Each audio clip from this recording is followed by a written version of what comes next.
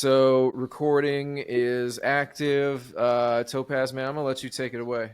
What up, everybody? Now, okay, I am not here to say that Andre 3000's new album, the Flute album, that's what I'm going to call it, the Flute album. I'm not going to say that it's complete garbage by no means. But what I am here to say is that it's completely overrated, that Andre 3000 is not who he used to be. He is completely washed up as an individual, but I am happy to see him do something different. How do you feel about that? Man, Topaz, first of all, thanks for having me on to talk about New Blue Sun, which is better known to Topaz as the Flute album. But yeah, obviously, Andre 3000. Of course, we're talking about Andre 3000's debut solo album after 17 years, after the last Outkast album, Idlewild, back in 2006. And obviously, everybody in that time has been wanting a proper hip hop album.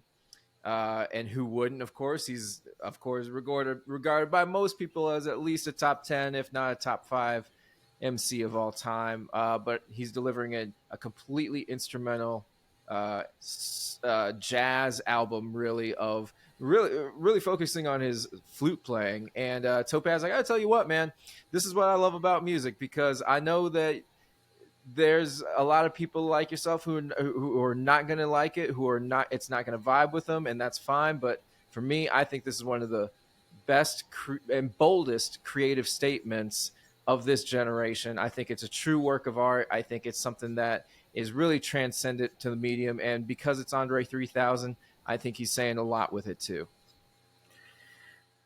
Andre 3000 is the one punch man of hip hop. He made it to the end of the road too soon. He was too great.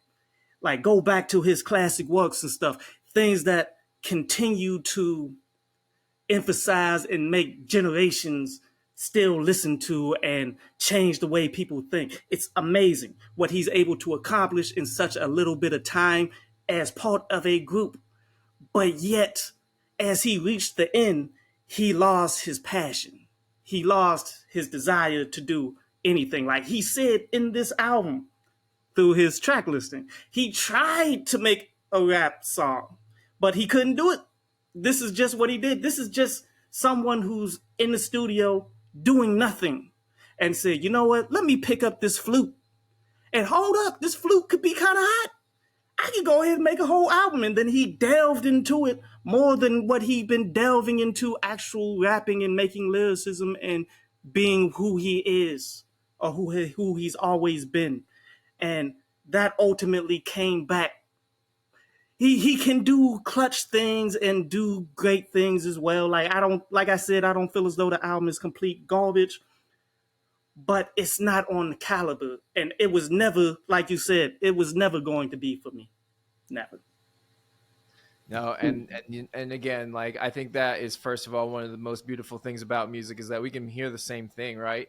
You listen to the album, I listen to the album, you hear one thing, I hear another thing, and that's what makes music so cool. And I also think, like, again, just looking for things that we can agree on, I think it says something that Andre 3000, a rapper, can take essentially 17 years off and be dormant from a studio album perspective in that time, and yet still be one of the most anticipated artists to come out and drop an album. And here we are talking about it, and we've been talking about it pretty much ever since it's been announced. But what I like about it, Topaz, and you didn't get anything wrong there, because you're right. His classic work, Aquemini, ATLian, Southern Playalistic, all the great features, all the great Dungeon Family tracks that we know and love. That's, of course, what Andre 3000 built his name off of with Big Boy. But here's what I love about this record is that he went a completely different direction with it.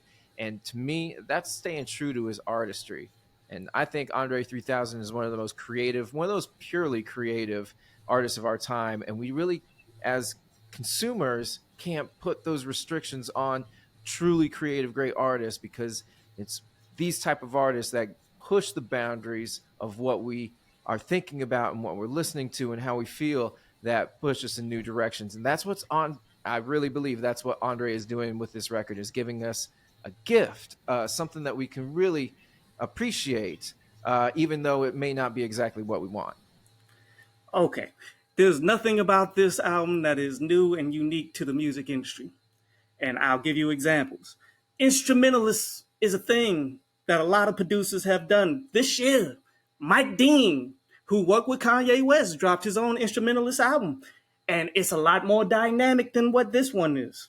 Hans Zimmer, even though he's not hip hop, he's one of my favorite instrumentalists that does movies and things of the Batman and that nature.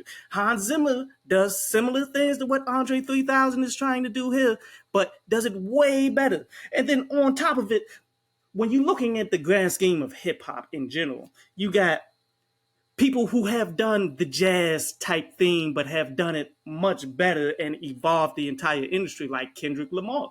I was never a big fan of the Pimp a Butterfly at all, but yet how he brought together jazz, hip hop, trap rap, created a whole new genre that if he didn't do it, a person like Jid would not exist.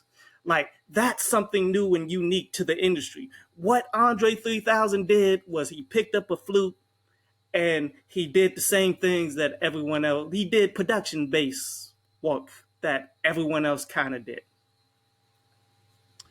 Well, hey, Topaz, man, I actually don't disagree with any of that, man, because you're right.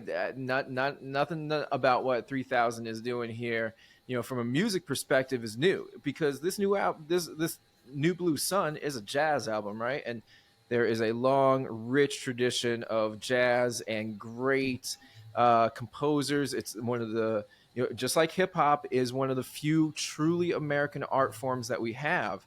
And there's obviously a huge, rich tradition of all different subgenres and styles of jazz, which we don't need to get into. We all acknowledge that it's there. And as you said, that plenty of people have done jazz probably better than 3000 does on this album. But what I really think is the reason why we're talking about it is because it is 3000 and he's a rapper and he's thought of as the top 10 rapper of all time, top 5. And he's so close to a lot of people's hearts, like myself, who grew up with Outkast. And so the fact that he is willing to put that legacy on the line, and I know that you're calling in to possibly question his status as the GOAT, or in that conversation. I know you maybe want to revoke that card from him, but I'll tell you what, man, I think this is, and again, if we're talking about purely rap, I get why this wouldn't maybe contribute to that conversation. But to me, I think it's one of the most bold, creative statements you can do, because when everyone wants you to do this, everyone expects you to do this, everyone's like for decades now hoping you would do this, and then you come out and you stay true to what you are actually feeling.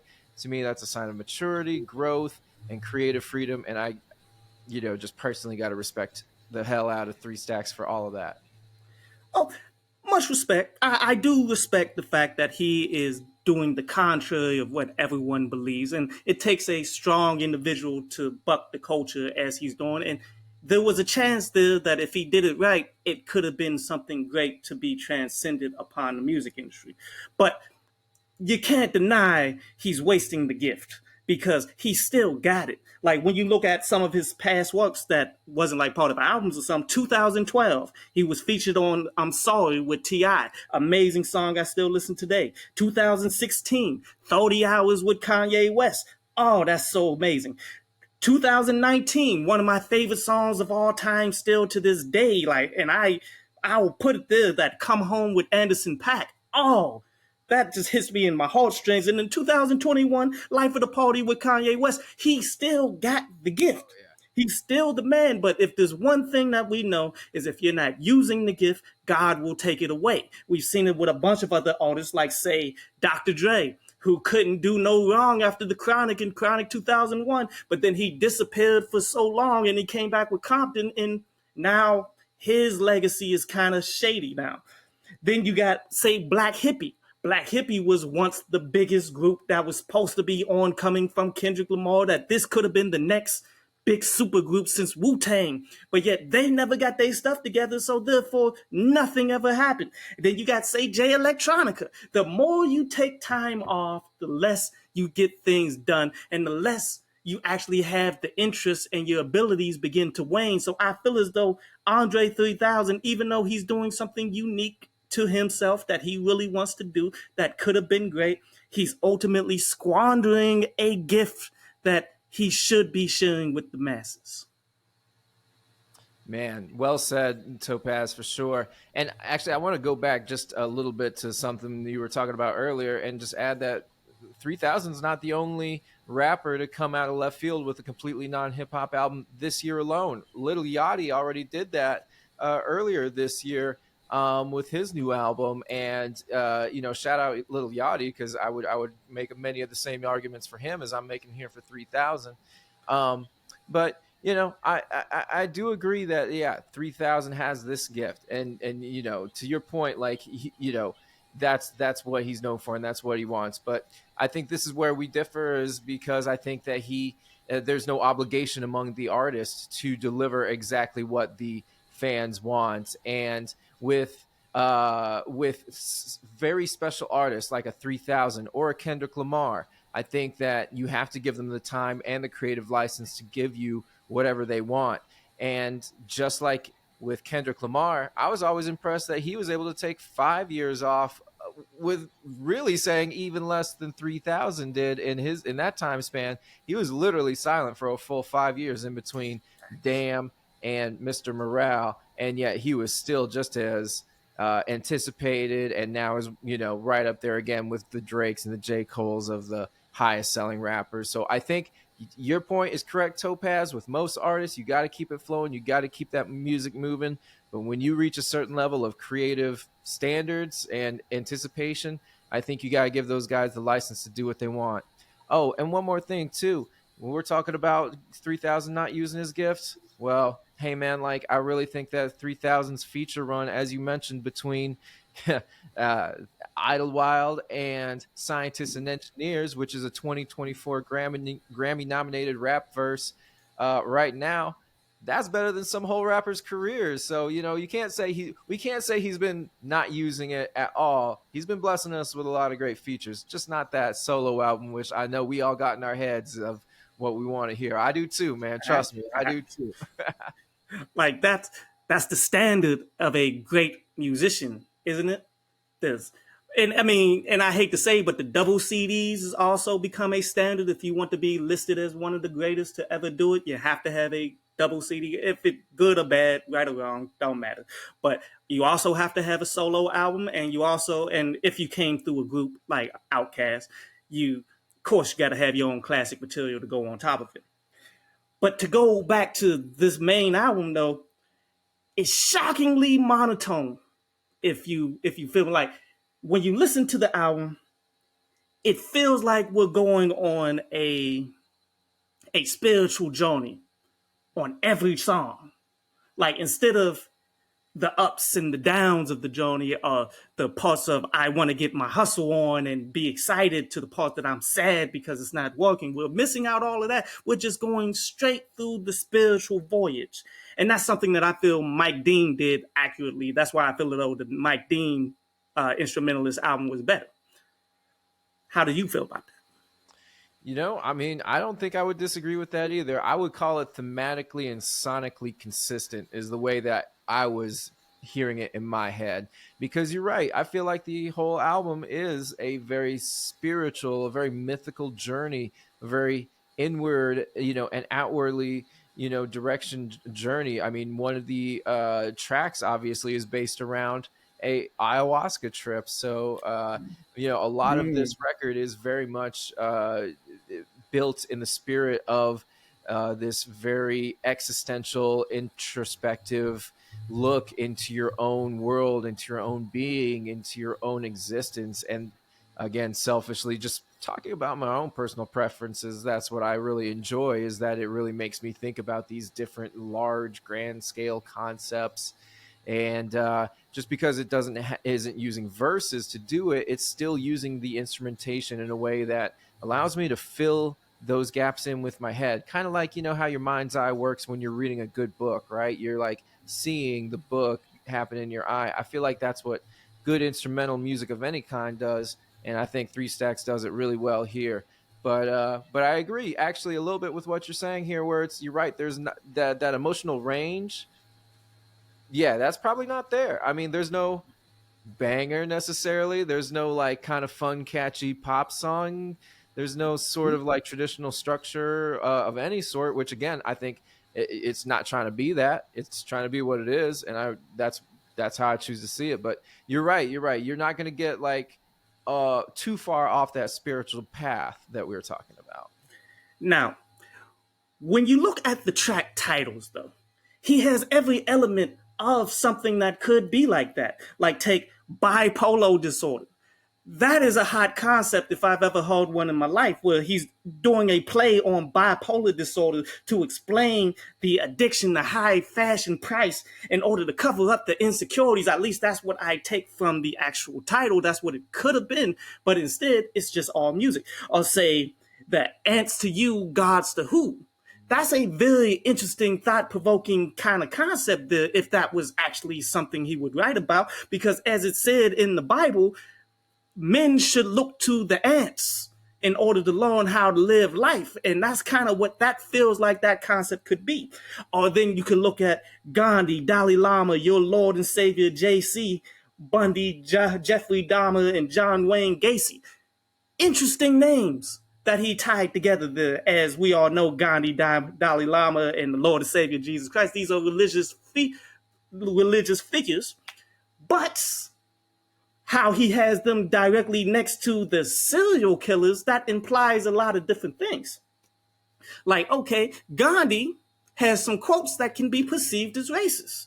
You have the Dalai Lama. Well, I'll say the exact quote from Gandhi. He said, "Black people are troublesome, they live dirty, and they live like animals." The Dalai Lama once said something like, he said, "The Europe is not for the Muslims."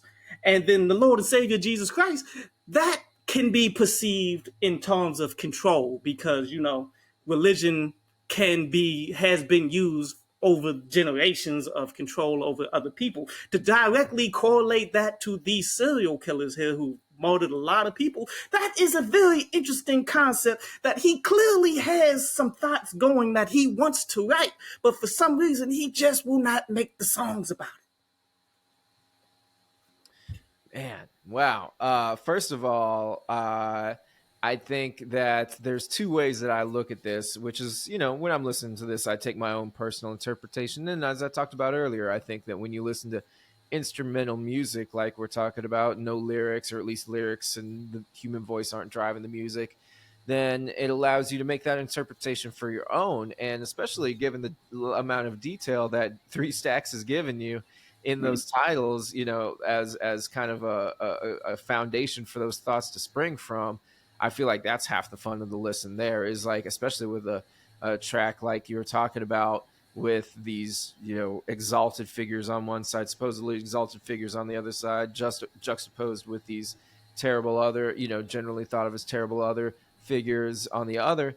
Then, what is, when you hear that music, like, given that space, what does that mean to you? But then also too, I would like definitely recommend to yourself and definitely your listeners, viewers, to read or listen to those interviews that Three Stacks did with NPR and with GQ the week that the album was released, because he talks a lot about all this stuff, about the song titles and about the meaning behind them, and about all that. And all his intentions behind the record too, and obviously why he's not rapping on it. They're both great reads, and they're both very informative. But yeah, especially the one that sticks out to me is where he talks about the track that you mentioned, "Ants to You, Gods to Who." Man, he was just talking, and the record, or the interview with NPR, he was talking about how he was just thinking about scale the whole time. I mean, we look down at ants. Do they look up at us as gods? Who looks down at us and looks at us, and we look ant sized to them? Are we looking up at them as gods? I don't know, man. It's crazy. It is crazy. And then the music again. Who knows what Three Stacks was in his head when he recorded it? But we can make that interpretation for ourselves, and that's the fun thing about this record and the fun thing about art in general.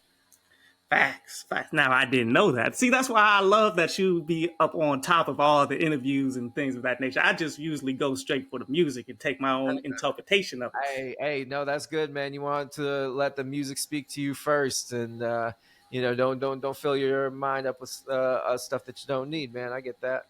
Facts, facts.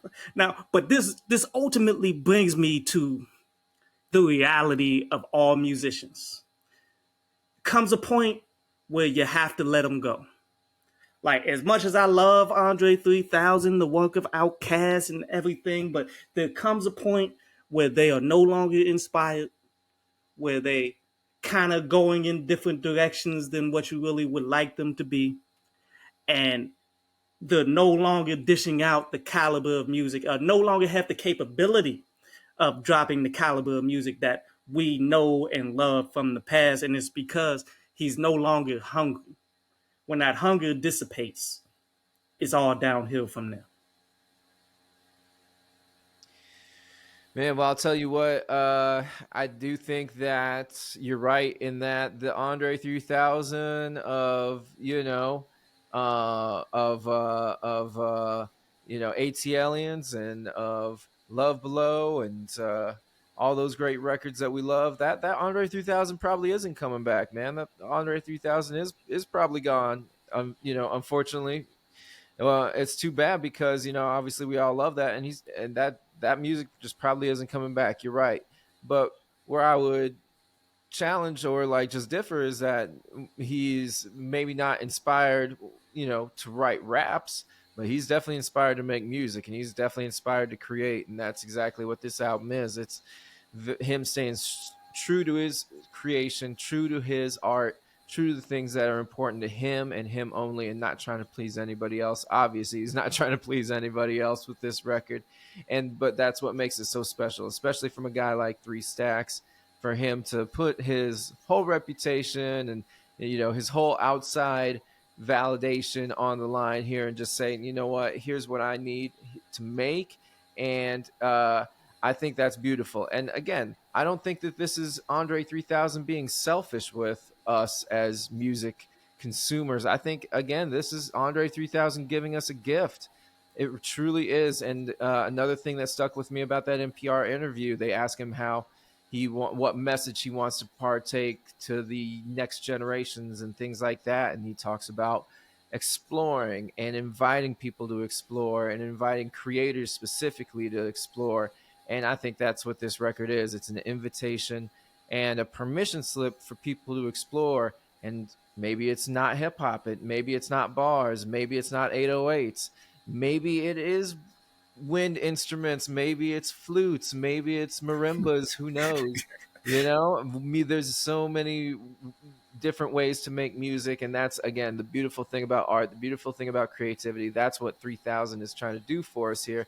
So he's still very much inspired to create. It's just not gonna be hip hop, unfortunately. Not right now. Who knows? It's who's to say it's not a hip hop record next year?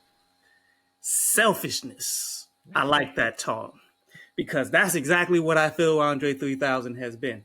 Because with all of his notoriety, all of his abilities, sure, he may not be hungry no more, but he has the ability to find the people who are hungry, to put these people in the limelight that he could have been taking advantage of all these years. But instead, he goes out on his own journeys, which is fine. It is what it is. As an artist, he is an artist first and foremost. But yet there comes a point where you do have the responsibility as someone who's holding the torch of great music of the past, of somebody that everyone looks up to. You do have the responsibility to pass that torch on to somebody and give somebody who has much more hunger, more desire to actually release music on a consistent basis, give them the opportunity. Like, who has Andre 3000 actually put on? After all this time, I can't really name anybody. I can't even name like an imprint that he's trying to put forth on anything. And I know record labels and doing your own thing is not for everybody. The business is shady. The business, people take away money, people make a whole lot of enemies, and I understand if Andre want to go around that. But he does have a responsibility to actually do something for the next ones coming up more than just advice when you are the legend known as Andre 3000. Yeah, man. No, I agree. Like Three Stacks had, no label, no artist that he signed, nothing like that. But I'll tell you what, man, I see Three Stacks influence whenever I look around the hip hop game at pretty much everywhere. I mean, you don't even have to look so far as say Earth Gang, on the Dreamville label. That's obviously got plenty of outcast influence. You got uh artists like Sir, who sounds very much at home with the Outcast flow. B.O.B. obviously wanted to take that mantle for a long time. So while Three Stacks may not have contributed in the way of, outwardly creating new paths for rappers like a Jay-Z, right, who clearly created lots of new paths for rappers. His influence is deep within this new generation, and so I think he long ago, long before this record was even recorded, has already done a lot for this next generation in terms of inspiring them and allowing them the ability to create. Because again, even way back in Outkast's prime, Three Stacks was not like any other cat that anybody had ever seen. So he's really been pushing the blueprint on what you can be and how you can express yourself and what kind of music you can make for a while. And this is really just kind of the natural evolution of that. It's just gone far beyond hip hop. So he's already done quite a bit for this next generation. I feel confident about saying that. See, but that's the thing. Can you say that he's done as much as, say, Gucci Mane, who the entire music industry is now predicated off of him because of him putting forth the Migos, Waka Flocka, everybody who the mainstream industry is listening to right now came from the worst rapper to come out of the trap era. Maybe you can, maybe you can't. Who's to say? It's hard to quantify something like that. Certainly, Gucci Mane does his thing. Like I said, like guys like Jay-Z have obviously paved the way for so many other great rappers. And shout outs to those guys because they're all pushing the industry forward in their own way. They're all pushing art forward in their own way. And this is just Three Stacks' way of doing that. And whether it's better or worse, it's hard to say, but I will say that his influence is there. That's undeniable. And the way he's been able to contribute from that angle is something that few rappers can lay claim to. That level of influence and creativity is rarefied air. See, I just feel as though Andre 3000 has long since been in the twilight of his career. You feel me? Much like how, say, Jay-Z has been in the twilight of his career since 333 or whatever that I believe it was 333. Eminem been in the twilight of his career for a very long time. Nas is having a resurgence lately.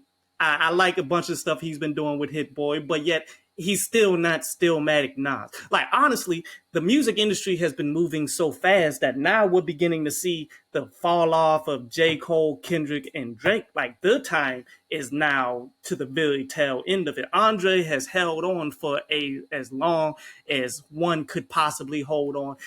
He really needs to be behind the scenes pushing others, or I mean, I think this is still a good move. Maybe if he does more production, but go back with the Dungeon family and play your flute with them and make some actual production that others would like to use. Like, he got other lanes that he can go, but as far as a forefront artist, Andre 3000 dropping his debut solo album here, where I still believe The Love Below is his debut solo album. He's beyond that at this point. He needs to be more and accept the fact that you're in the twilight and not get this mass promotional run. Man, twilight of his career. Yeah, I mean, hip hop's not a young man's game or not an old man's game, right? It's a young man's game. This is the 50th year of hip hop, celebrating its 50th anniversary. That's a special thing.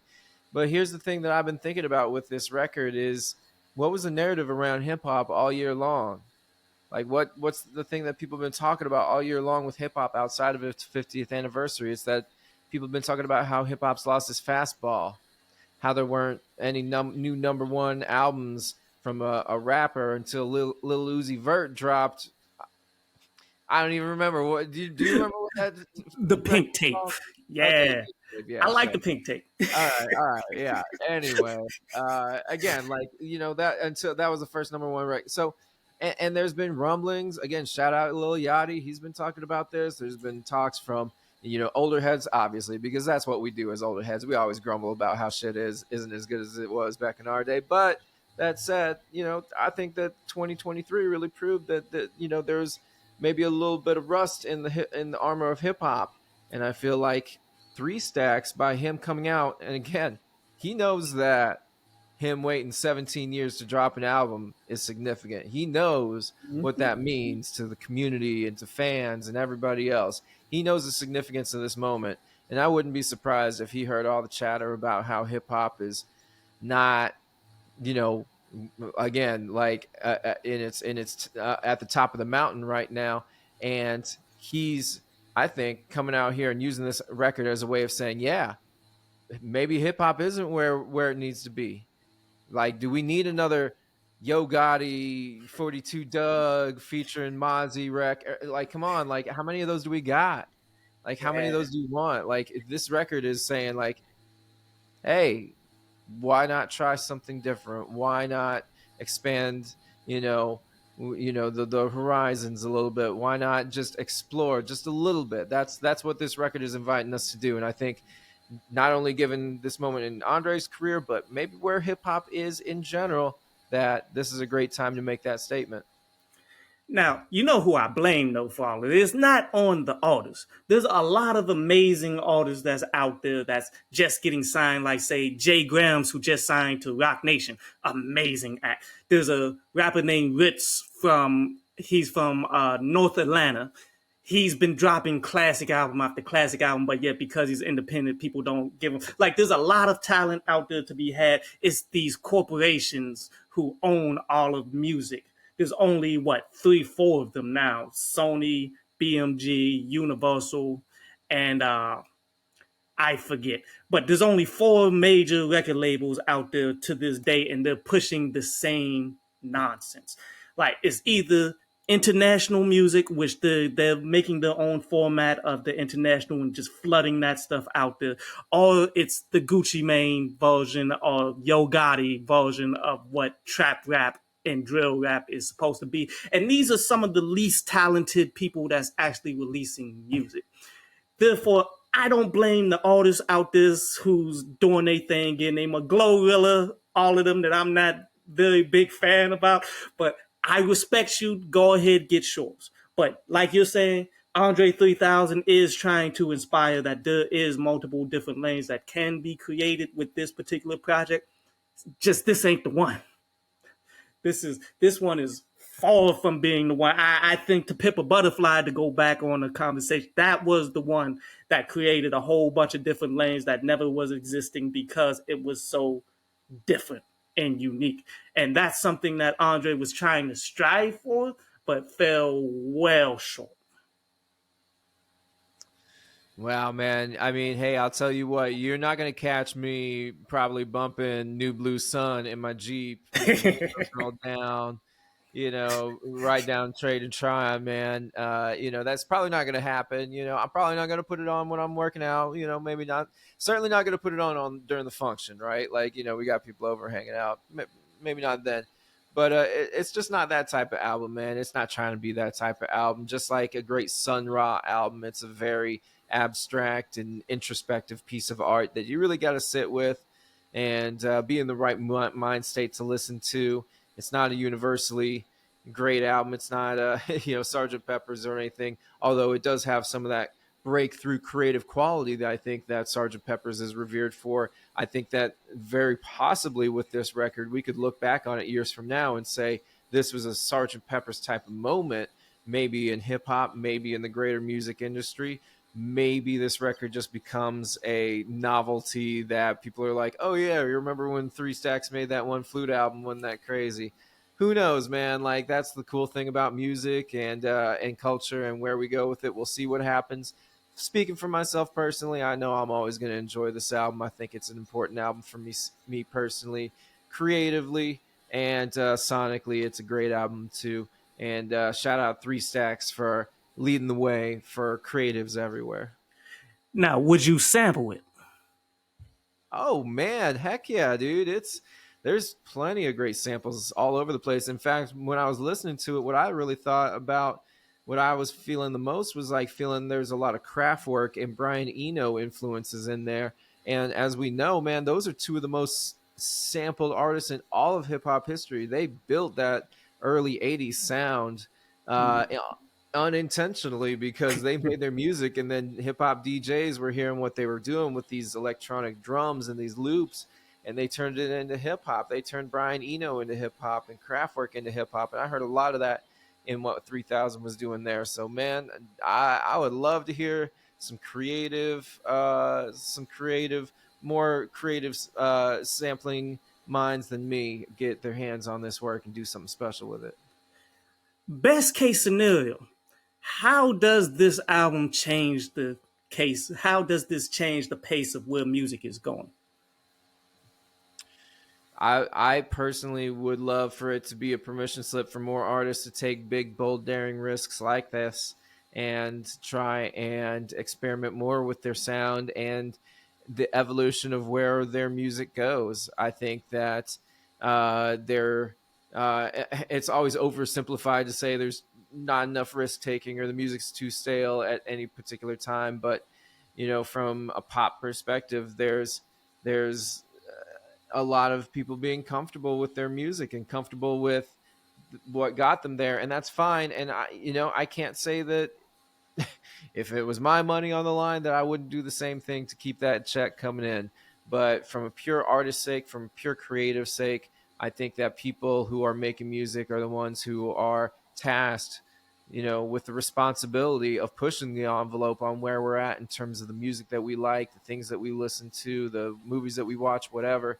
And it's up to artists like 3000, and it's up to really any artist, but like obviously 3000 to me is a great example of an artist who is trying to push the boundaries so much that they're going to deliver something that we didn't even know that we want because it didn't exist. It literally didn't exist. And now hopefully there's this thing in the world that does exist, and maybe we do end up liking it in a way that we never knew that we could like because again it just didn't exist before. But that's the power of creativity. That's the power of bold musical moves like this, and that's what I hope it does for the music industry. That's what I hope it does for the community, is let people say, hey, okay, maybe that doesn't mean I want like an army of jazz flute records everywhere. All right, like not everybody got to start doing jazz flute records. We don't need everybody to be Ron Burgundy, but seriously, like it doesn't have to be that. It could be like, hey, okay, let me look at my process of making a music different way. Let me consume a different type of music so I get inspired for something else. Let me maybe just play with my instrument in a way that I hadn't done it before, because now I'm hearing Three Stacks make all these different sounds with this type of instrumentation I didn't even know about. It's that type of creative boundary breaking that, again, as artists, that's your ultimate task. That's the highest calling of an artist as a musician, to really push the envelope. Who do you blame the most for the stagnation of where the music industry is right now? Whoa, bro. Oh man, that's a whole nother sort of thing, man. I mean, there's so many culprits. It's not it's not just one, man. I mean, the music industry, obviously, the sorry, hang on, my dog is howling. What up, Gus? Gus Bus. I don't know if you can hear him, but he's kind of howling. All right. Music industry, man. I mean, the music industry, um, there's a lot of things wrong with it, but I would say that definitely the labels. You got to start with the labels because obviously they're acting as predatory, beings out here who, unchecked, they're going to go out and try and sign somebody to, a TLC type of deal, a 360 deal, and like they're never going to, the artist is going to give up all the control and all the money, and they're and we just can't be doing that. Like, I actually think the music industry might be in a little bit better of a place these days in some respects, because there's more power these days in the hands of the artists. I mean, they still got to work for it, but they don't necessarily need Interscope or a Def Jam to get their records out there. There's obviously plenty of different ways to get your music out now that don't involve that. But I think, yeah, on the high end, those labels just aren't good for it. They're just holding on to a lot of money, and they treat music as investment. I mean, Lord knows they always control like who goes big and who gets popular, and it's never about the quality of the music. It's always about a bunch of other reasons that have nothing to do with that. I would say look at that at the top, but then locally, man, we need more places to develop young artists and the next generation of talent, like locally, especially here in Charlotte where you and I live. But I know that that may be the case just probably anywhere else in the country. We need safe places to learn music, welcoming spaces, inclusive spaces to learn music, to practice and perform music, and of course, people to teach all that as well. So I think if you dial back the influence of labels and reinvest in local, grassroots organizations to help train the next group of artists, hey, maybe we get the next three stacks, man, like the next rapping three stacks. I mean, I know we already got plenty of people out there that's talented, but let's see what we can do with even more of that spread around. Now, do you feel as though in this day and age of streaming and digital music that the Flute album can actually thrive or survive? Because a lot of albums are not selling. Everything is not looking good. No, yeah, it's a tough world out there for musicians, especially when you're trying to make that music. I think 3000 is a special case because obviously he's got 25, almost 30 years worth of name brand recognition and anticipation and Grammy awards and all that for a record. So I think his case is a little bit different. But I think for the average artist, it is definitely possible to release this type of music, and there's independent musicians releasing this type of music every day, all the time. And the thing is that it can be successful, but the scale on which success is defined may not be, say, platinum records, things like that. You're right, man. I mean, you're this type of record, especially if it wasn't by 3000, it would not go platinum, or it probably wouldn't be notable. But for most musicians who aren't Taylor Swift, who aren't Drake, they're happy creating a small but loyal fan base who really consumes their music regularly, who comes out to all the tour stops, things like that. And there's plenty of great artists making music like this, and so much better, of course, in different ways that they can make a career off of that type of music. Is it going to go platinum? Probably not, man. Is it going to win a Grammy? Probably not. But for a lot of musicians, that's not what they're going for. So I think as long as factor in what type of expectations you're looking for, you can make it successful. As far as for somebody like Three Stacks and his flute music going to be mainstream popular, is that going to are these songs going to chart in the Billboard Top 200? You know what? Honestly, I'd be surprised. I would be surprised, but if it did, wow, that I would be pleasantly surprised. Hmm. Let's say that. Now, honestly, in terms of Grammys and things of that nature, like, did you see the Grammy list? One and two, I do believe this Andre 3000 will make next year's Grammy list, but I'm not a Grammy person. I don't like any of the music besides Killer Mike's album that was dissolving. But besides that, I haven't been a Grammy fan since 36 Mafia gave this speech for the winning the Oscars and all that. That was the last time I cared. Yeah, man, I've stopped putting stock in the Grammys long ago, unfortunately. But that said, and to bring it back to Three Stacks, he does have that song on Killer Mike's new record, "Scientists and Engineers," that is That's right. Grammy nominated. So, I mean, again, like the narrative that Three Stacks isn't rapping, or hasn't done that. We can't quite say that's true. He doesn't have a solo album. True, that's correct. But man, he has been blessing us with some amazing verses. That verse, that "Life of the Party" verse on Donda is, or the deluxe Donda, whatever. I don't know where it actually lives, but that's one of the best verses I think I've ever heard. So, man, Three Stacks, he's been blessing us with verses. Like, let's not say he hasn't. Oh, he has, but it's so far and in between. It doesn't really make waves like it really used to. Well, it still does. It does. I'm not going to deny that. He still make waves when he does show up for work, but he only shows up for work 3 times out of 365 days. Hey, that's a good gig if you can get it, man. I mean, the I dude's take living it. life. I take it. Oh, all I'm saying is Andre 3000 doesn't love the rap game. He doesn't love making music like that no more. He loves the rap game as much as Diddy loved Cassie. I'll put it like that. but ultimately, sometimes that kind of horrible relationship is needed in order to create massively amazing music. That's kind of where we're at with Andre 3000. Well, art comes from strange places. Creativity comes from strange places for sure. But that's why we got to be open minded about how that art is created and how that artist chooses to indulge in that creativity. Especially with a guy like 3000 who has high creative standards, we gotta let him cook, right? We gotta let him cook.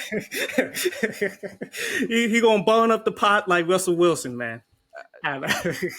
Yeah, yeah. I mean, not like Russell Wilson, unfortunately, but he does need to cook. We need to let him, and he's been simmering it, marinating it. We know that that's been a long term process, but I'm happy with the results. Respect, respect.